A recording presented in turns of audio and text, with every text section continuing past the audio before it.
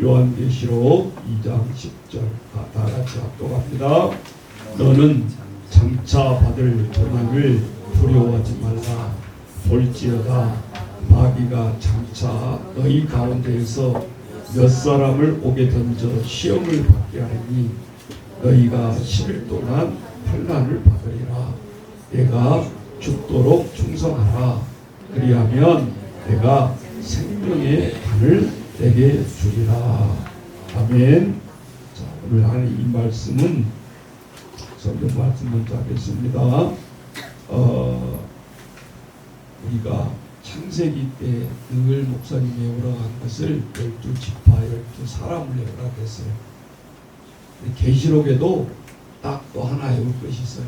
자, 무조건 한 자씩 따라서 해보세요. 에서보두, 사빌라, 에가 뭐예요? 에베소 교회. 서가 서머나게 에서 버가모 교회. 두 도아디아 교회. 에서보두 사대 교회. 빌라델피아 교회. 그 다음에 라오디아 교회. 이게 아시아의 반모섬에서 요한이 계시로 본 세계의 모든 교회의 표본이에요. 이 7교회의 반모섬에서 하나님의 계시를 통해서 사대교회는 어떤 교회이고 에베소 교회는 어떤 교회이고 서머나 교회는 어떤 교회이고 이 교회마다 책망과 칭찬을 섞어서 줬어요. 그런데 오늘 우리가 계시록 2장 10절만 제가 딱 땄는데 여기는 어디 교회일까요? 에서보두 사빌라 중에서 어느 교회일까요?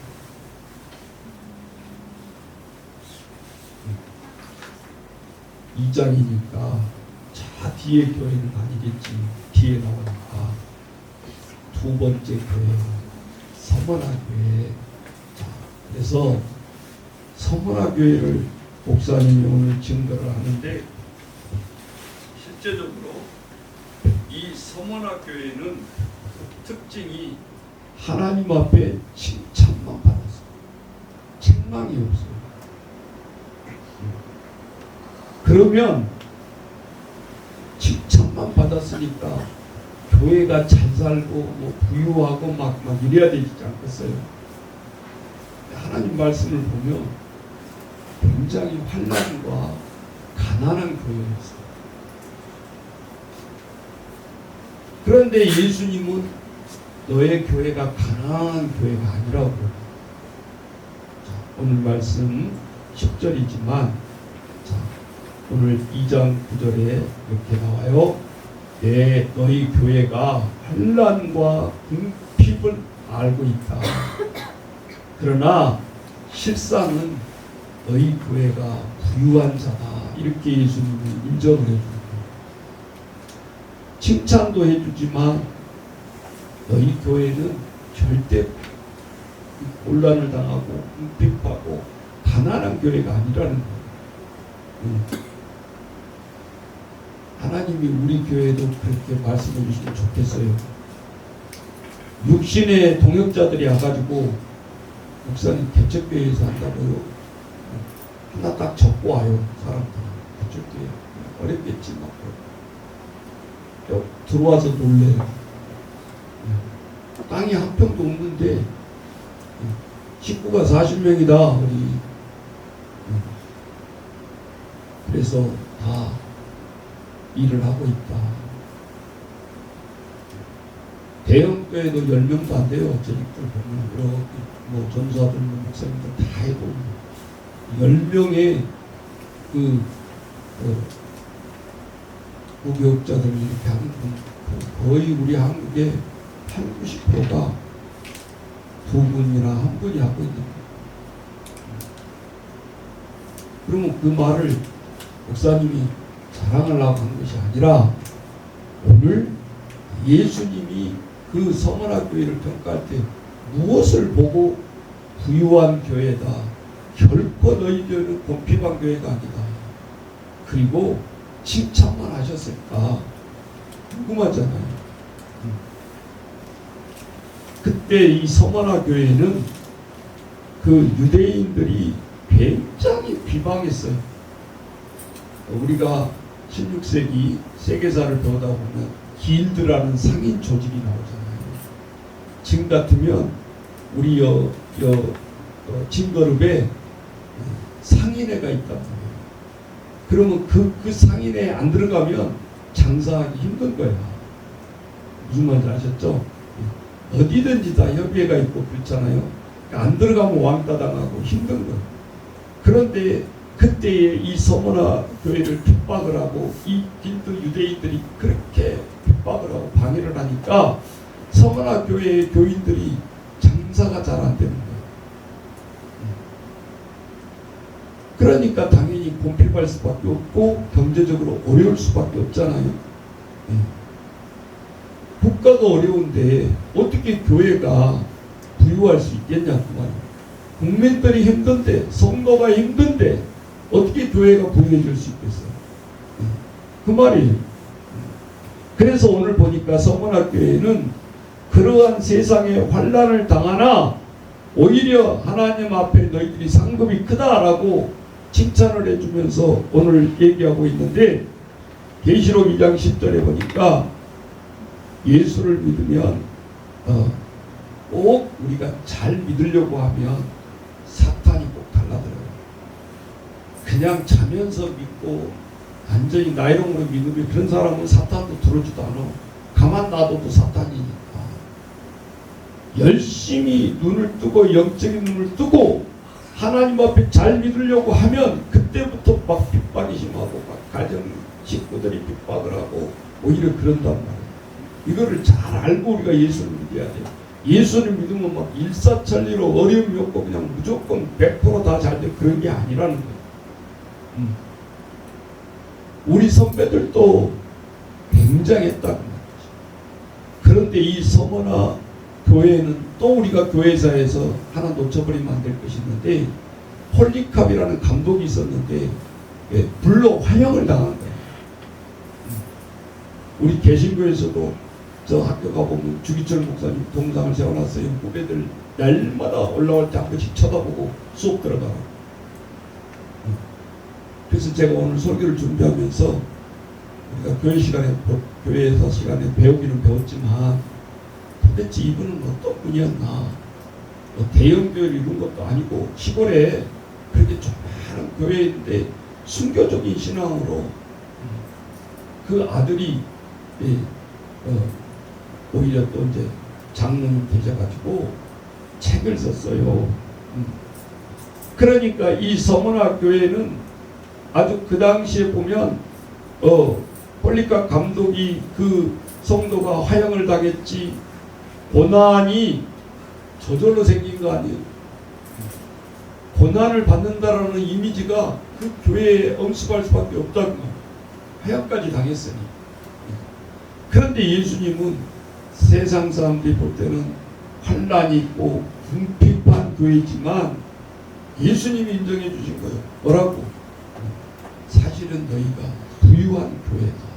그러면서 오늘 하나하나 설명을 해주고 있어요. 한 목사님이 한 말을 들었어요. 진짜 이 내가 죽도록 충성하라는 말이 너무 무겁게 들리고 우리에게 부담스럽게 들릴 수 있다. 그러나 이 말이 100% 맞다.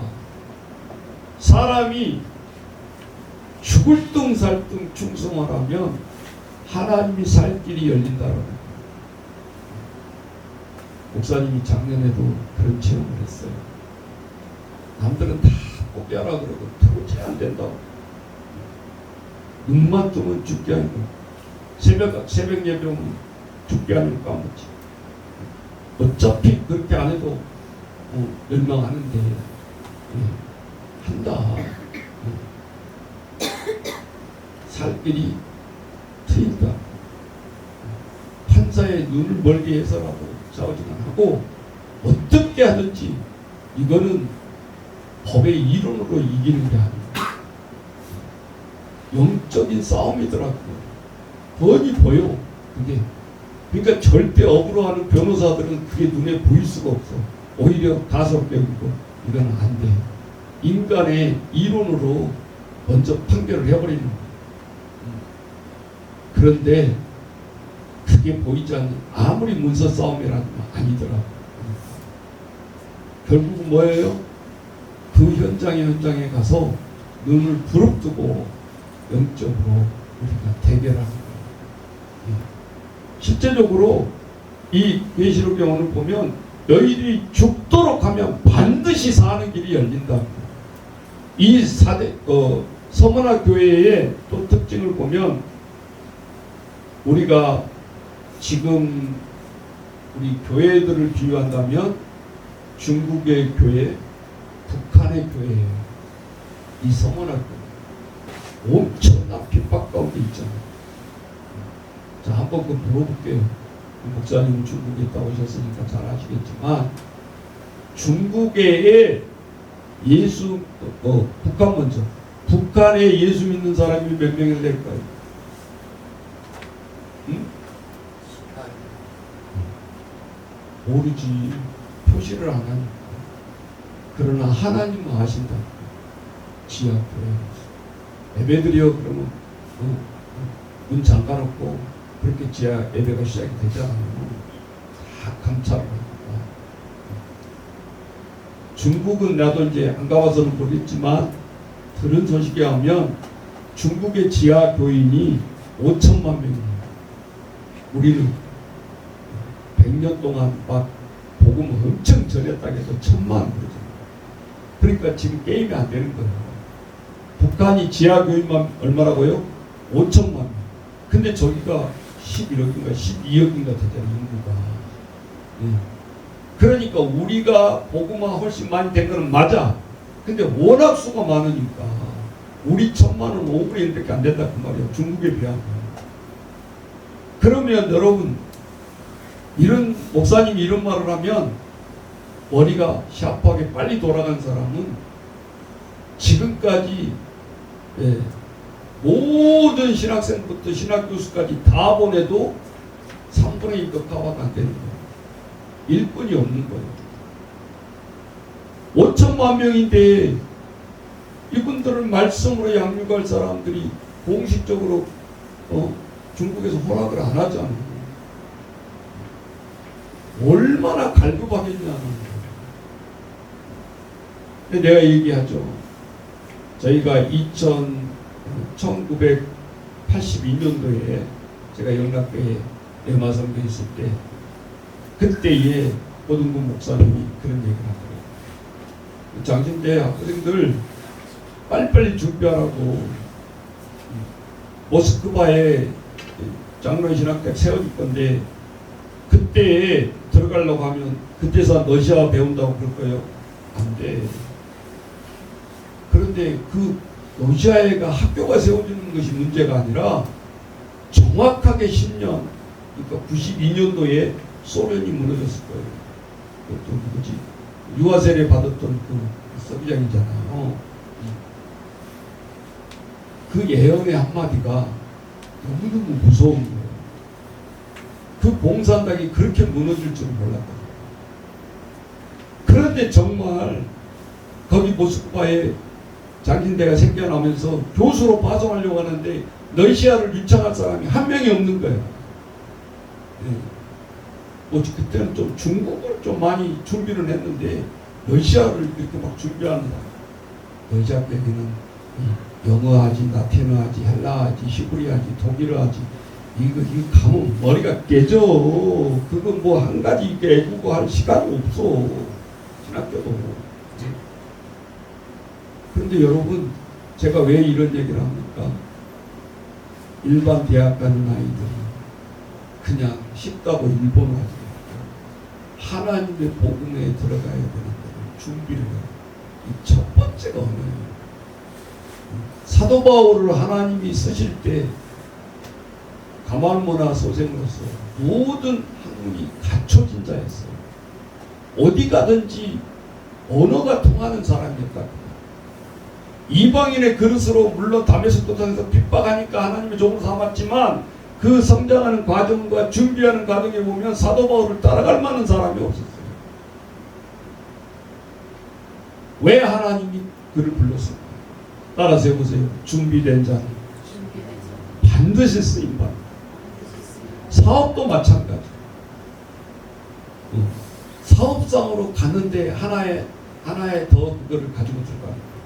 선교를 하고 믿음이 좋은 사람을 통해서 회로 지사로 파송을 하고 그렇게 했어요. 우리나라 선교할 때하고 똑같다니까요. 제가 선교 시간에 얘기했잖아요. 선교사들이 처음에 들어와서 절대 교회에 세우지 않았다. 첫 번째 왕실부터 유술로 접근을 하고 그 다음에 교육기관을 세우고 그 다음에 병원을 세우고 자기가 국가에서 고개를 끄덕끄덕 할 정도. 그런 다음에 교회가 세워져요. 그게 선교 전략이었다 그 말이죠. 우리도 지금도 변한 거 없어요. 몽골 가서 교회를 세운다 그러면 거기다 십자가 꽂는 게 중요한 게 아니고 저들을 교육시키고 그 와중에 하나하나 복음이 스며져서 들어가게 해야 된다. 중국 교회나 북한 교회는 고난의 과정에 이 서머나 교회의 과정을 거쳐가고 있는데 우리나라는 싫어한다는 거예요. 교회 청소하기도 싫어하고 핍박과 고난 경위는 밥 먹는 거 설거지한 것도 안 하려고 배가 불러 있었고 부유하기는 한데 가난한 교회가 되어가고 있다. 엄청 그것을 우리는 오늘 2024시간을 누리면서 해나가야 돼요. 자, 뒤에 불을 켜주세요. 히브리서 11장 35절에 보면 이런 말이 써 있어요. 같이 성경 찾아볼 사람 찾아보세요. 히브리서 11장 35절에 보면 11장이 믿음의 장이잖아요. 핍박을 받아왔던 것을 이 말씀을 하고 있어요. 그런데 우리의 그 선진들은, 우리의 신앙의 선배들은 어떻게 살았냐가 쭉 연구해주고 있는데 거기 히브리서 11장 35절에 보면 여자들은 자기의 죽은 자들을 부활로 받아들이기도 하며 또 어떤 이들은 더 좋은 부활을 얻고자 하여 심한 고문을 받되 구차히 풀려나기를 원하지 아니하니 오히려 막 거기 감옥에서 풀려나려고 막 발버둥 치는 게 아니라 오히려 구차하게 저들은 심한 고문을 받되 구차히 풀려나기를 원하지 아니하였고 예수를 믿지 않는다고 하면 당연히 풀려날 수 있겠죠. 그런데 왜 이렇게까지 더 고문을 당하면서 이렇게 했을까? 예수님을 사랑하니까 이렇게 할 수 있다. 우리가 로마서의 8장 35절에 그 유명한 말씀들이 나오잖아요. 누가 우리를 그리스도의 사랑에서 끊으리요? 환난이나 고문이나 박해나 기근이나 적신이나 위험이나 칼이냐? 어떤 것이 들어온다 할지라도 우리를 예수 그리스도 안에 사랑해서 우리를 끊을 수 없다. 그래놓고 37절에 가보면 어떻게 나와요? 이 모든 일에 우리를 사랑하신 이로 말미암아 우리가 넉넉히 이긴다. 넉넉히 이긴다. 그냥 슬쩍 이기는 게 아니에요. 이건 싸워서. 무엇이? 예수 그리스도의 사랑이 누구도 끊을 수 없다. 그게 결국은 순교적인 신앙으로 간다는 거예요. 제가 서두에 말했잖아요. 39절에 이 하나님의 그 현재일이나 장래일이나 능력이나 기품이나 높음이나 다른 어떤 피조물이라도 우리를 우리 주 그리스도 예수 안에 있는 하나님의 사랑에서 끊을 수 없다. 로마서 38선 기억하세요. 로마서 뭐라고 기억하라고요? 38선. 끊을 수 없다. 기억보고 외워보라고. 하나님의 예수의 사랑을 저 북한 남한 어떠한 사랑에서도 이 예수의 사랑을 끊어낼 수가 없다. 로마서 38장 38절. 그런 그런데 오늘 보니까 이 서머나 교회는 어려운 상황을 어떻게 극복했을까? 그러면 죽었다가 살아나신 이가 이르시되 이렇게 시작하잖아요. 2장 8절에 죽었다가 살아나신 부활했던 소리 아니에요. 부활하신 예수님 말씀하시되 그 말이잖아요. 내 환난과 궁핍을 예수님이 안다라는 거야. 문제는 서머나 교회가 몸부림치고 있을 때 주님이 안 보이는 것 같지만 하나님은 다 보고 계시고 이 서머나 교회의 모든 형편을 다 안다라고. 여러분, 우리도 이 평강교회 우리 지금 몸부림치고 있지만 주님이 옆에 와서 목사 니 고생한다 내가 한다 이 말 한마디만 들으면 23년에 이 모든 아픔이 싹 내려가 위로가 된다. 이거를 몰라준다라고 생각하니까 너무너무 힘든 거예요.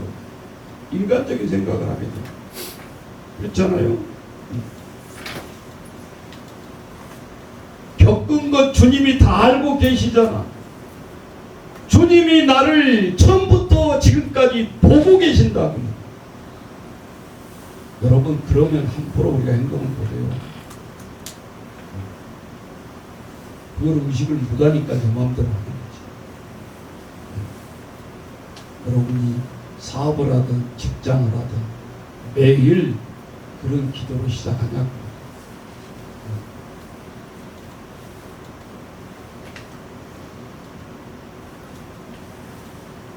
이 서머나 교회는 그 당시에 보면은 폴리캅이 그렇게 화양당해서 죽기도 했지만 여러분 로마의 카타콤이라고 들어봤죠. 지하 무덤이라는 소리. 로마인들이 하다 괴롭히니까 그냥 땅굴 파고 막 300m, 500m 들어가. 그게 카타콤. 그런데 이 하나님의 백성들이 그렇게 땅굴 파고 몇 년을 살았냐? 교회사에 300년을 살았다고. 300년 두더지새. 그러면 두더지 동안 그렇게 산 것이 저들은 헛수고인가? 결코 그렇지 않다. 우리 로마 그 영화 같은 데 보면 나오잖아요. 예수라는 영화에 보면 그때 카타콤도 나오고 그 로마 운영정비당 앞에 사자들을 굶주려가지고 사람을 잡아먹게 하고 엄청난 핍박이 심했죠. 예. 그런데 그것을 300년 동안 참고 나니까 그래도 그 지하에서도 하나님의 복음이 전해지고 나중에는 이스라엘 여자들이 그 로마의 왕궁으로 들어가기 시작합니다. 얼마나 부지런하고 근면하고 살림꾼이었던지 로마 황제가 반해버려요. 그래가지고 자녀들을 교육시키는데 딱 이거는 예수쟁이들을 왕궁으로 들여라. 몰래 비밀리 해가지고 그래서 로마 황궁에 들어가서 살게 되는데 여러분 313년이 되었을 때 300년 카타콤에 살았다고 했잖아요. 그런데 로마가 AD 313년 정확하게 300년이 딱 지냈을 때 기독교가 노예처럼 부렸던 그 포로가 믿는 하나님 기독교를 세계의 로마에 제일 가는 국가인데 기독교를 국교로 선포를 해요. 우리나라도 안 되잖아. 천만이 믿어도 기독교를 국교로 할 수 있냐면요. 지금도. 그런데 세계 대표적인 나라 그때 가장 모든 길은 로마로 통한다. 그 정도로 법이며 뭐며 손색이 없는 국가였는데 기독교를 국교로 선포를 한다. 이건 정말 기적 중에 기적 아니겠어요? 누가 한두 사람이 하자 그래서 했겠어요? 자, 왕궁에서부터 이 모친들의 이러한 신앙들이 들어가서 이제 일궈내는 거죠. 그 주기철 목사 이 아들이 주 강조 장로님일 때 그 분이 쓴 책이 있어요. 이름이 서쪽 하늘 붉은 노을이라는 책인데 그 책 커버에 뒷면에가 작은 글씨로 이렇게 써 있어요. 아버지를 생각하면서 이 책을 썼는데, 주기철 목사 내 아버지는 지극히 평범한 사람이었다. 대범하거나 강철 같은 사람이구나. 그래서 순교를 한 게 아니었다는 거예요. 그가 고백을 써놓는 것이 우리 아버지는 두려움에 떨었고 괴로움에 눈물 흘리던 평범한 사람이었다. 이게 있잖아요. 그래도 대형교회 아니고 시골교회였고 아주 작은 교회였고. 그런데 어떻게 그렇게 순교할 그런 각오로 일제치하에서 모진 고통을 당하면서도 마지막 그렇게 순교를 할 수 있었나. 그가 이렇게 써놓고 있어요. 지금 와서 생각해보면 아버지는 다른 사람과 무엇이 달랐을까? 자기도 궁금한 거야. 아들이죠. 그러면서 책에다가 이렇게 써놓고 있어요. 무엇이 아버지를 가시밭길 어려운 길을 걷게 한 것이 있을까? 어떤 분이길래 순교의 길을 갈 수 있었을까? 나같이 약한 분이 어떻게 그 길을 갈 수 있었을까? 그러면서 그런 요약에서 써놓고 있는데, 아버지가 4번째 구속되었을 때 형사들이 집에 들어닥쳐서 밥 한 숟가락 먹으려고 할 때 순사들이 이제 급습한 거예요. 아버지는 한참 동안 꿈쩍하지 않고 있다가 늘 기도하던 동쪽 마루 기도방에 들어가 기도하셨습니다. 아버지 육체적인 고통을 이겨낼 수 없습니다. 그 기도 제목이에요. 기도를 하고 있는 것을 아들이 듣는 거예요. 저를 당신의 나라로 데려가 주세요. 그러니까 순사에게 잡혀가기 전에 이 중보 기도를 지금 하는 거예요. 그 방에 들어가서. 그러면서 아버지가 부들부들 떠시는데 어머니가 들어와서 감싸 안고 둘이 부둥켜 우셨습니다. 그러면서 사모님이 이렇게 말하는 거예요. 목사님, 이렇게 연약한 모습을 교인들에게 보여주시면 되겠습니까? 지금 일본 순사에게 끌려갈 직전인데 와서 사모님이 이렇게 얘기한 거예요. 온 교인들이 목사님만 바라보고 있는데 목사님 이러시면 어떻게 합니까?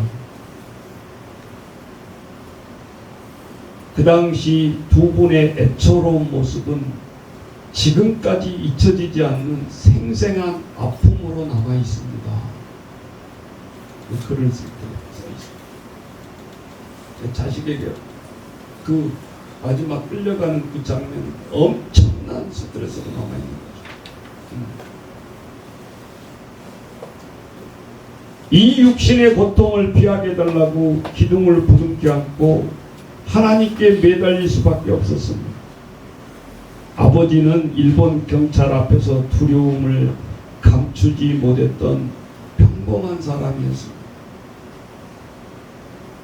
그가 기도한 후 아무 일이 없었던 것처럼 일본 경찰을 따라 나가셨습니다. 기도가 끝났을 때는 돌변합니다. 이제는 두려움이 아니라 당당하게 일본 순사를 따라 나갔다는 말이었습니다. 그 당시 주기철 목사님 아들 조광조 장로님은 너무 약하신 아버지의 모습을 너무 두려움이 많은 분이셨다. 아버지는 강철도 아니었고 투사도 아니었고 물불을 가리지 않고 돌진하는 그런 전사도 아니었다. 그러니까 어떻게 그런 용기가 나왔을까? 우리가 똑같이 고난에 두려운 사람, 자신의 고난보다 하나님의 사랑이 더 컸었다. 열쇠가 바로 여기에 있었다. 로마서 8장을 그대로 표현하는 거예요. 그래서 여러분 가족을 쳐다보면 흔들리게 돼 있잖아요. 지금 자녀가 하나만 있었던 게 아니에요. 내 생명보다 더 큰 하나님의 사랑이 눈에 띄울 때만 가능하다겠어요. 순교가. 그러면서 1940년 9월 20일 다섯 번째 한양 평양경찰서에서 수감해서 돌아가시고, 그 돌아가시 직전에 예화를 써놓고 있는데, 그 일본 순사들이 잡아가려고 할 때 산정원 교회에 20여 명이 나와서 기다리고 있었다. 즉석에서 골목에서 예배를, 마지막 예배를 드려요. 그걸 허락해 줘가지고. 그런데 메시지가, 목사님이 이런 말을 하고 있어요. 주님을 위하여 오늘 고난을 내가 피한다면 이 다음 무슨 낯으로 주님을 배울까요?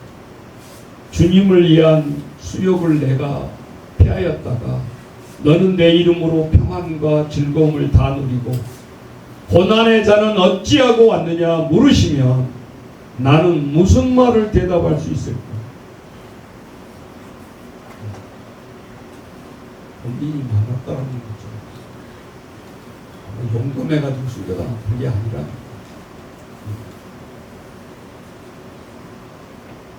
주님이 오는 그 십자가를 내가 피하였다가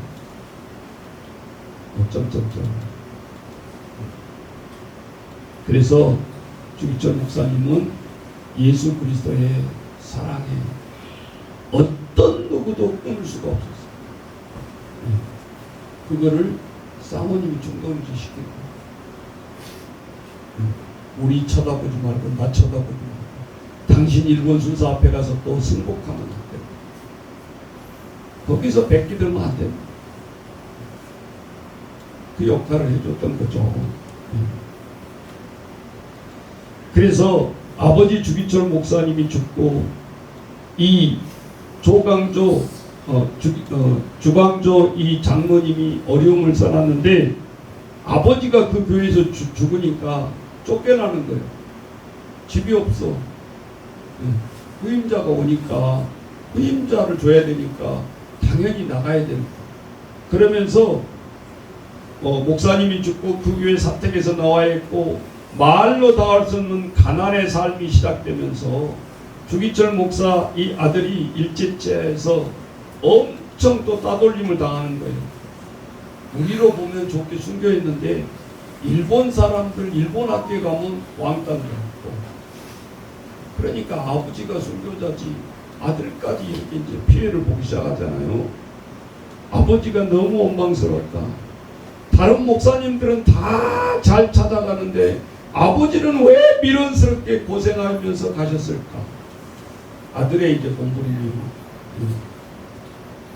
성령의 인도하심을 받아야 한다는 것은 머리로 안다고 되어지는 게 아니라 24시간 주님을 바라보고 살아가지 아니하면 불가능하다. 우리 앞에 누구든지 고난이 올 수가 있다. 여러분이나 나나 순교할 수 있을지 없을지 그거는 우리는 모른다. 그런데 순교를 하려면 늘 평상시에 이런 마인드를 가지고 준비를 해야만이 순교를 할 수 있다는 거예요. 얘기했잖아요. 강철이 아니라고 주기철 목사. 부르도자가 아니라고. 지극히 평범한 그 기둥을 붙잡고 순사에 잡혀갈 바가 불을 떨고 있는 아버지의 모습을 보면서 이렇게 글을, 회상의 글을 써놨어요.